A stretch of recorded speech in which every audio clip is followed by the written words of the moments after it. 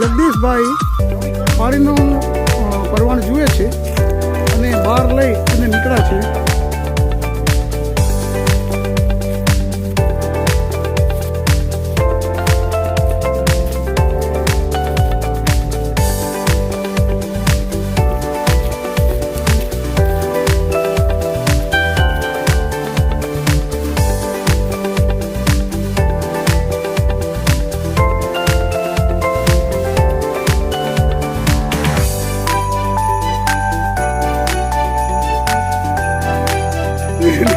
બે બાજુ નહીં સરસ. આ સળિયાને બંને બાજુ ટાઈટ પકડેલો છે અને સાહેબ પાણીનું પ્રમાણ જુએ છે.